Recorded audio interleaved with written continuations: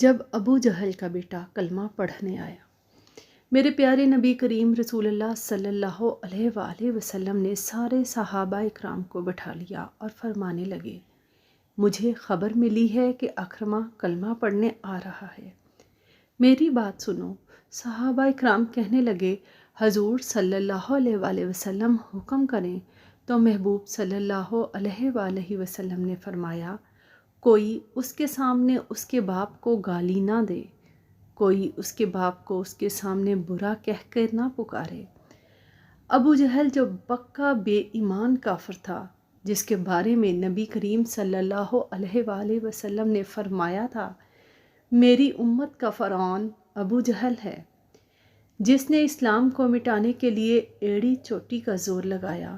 حضرت ابو بکر صدیق رضی اللہ تعالیٰ عنہ فرماتے ہیں، میں اس دن اتنا رویا کہ میری داڑھی آنسوؤں سے بھر گئی۔ نبی کریم صلی اللہ علیہ وآلہ وسلم فرمانے لگے، اس کے بیٹے کو کوئی تکلیف نہ ہو، کوئی اس کے باپ کا کفر نہ گنوائے، کوئی اس کی زیادتیوں کا ذکر نہ کرے، کوئی میرا قول نہ دہرائے۔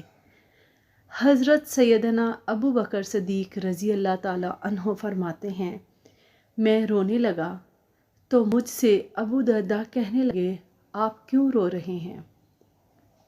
تو میں نے کہا، میں رو رہا ہوں محبوب کی رحمت للعالمینی پر، کہ محبوب یہ کس کے استقبال کی تیاریاں کرا رہے ہیں، جس نے ساری زندگی تکلیف دی۔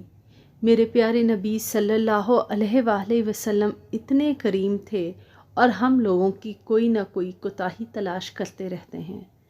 ہمارا وتیرہ بن گیا ہے، کسی کی 99 خوبیاں ہیں تو وہ چھپ جاتی ہیں، پر ایک خامی ساری دنیا دیکھ لیتی ہے۔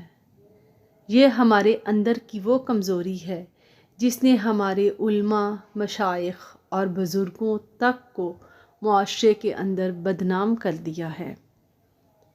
اللہ ہم سب کو نبی کریم صلی اللہ علیہ وآلہ وسلم کے طریقے پر چلنے کی توفیق عطا فرمائے، آمین۔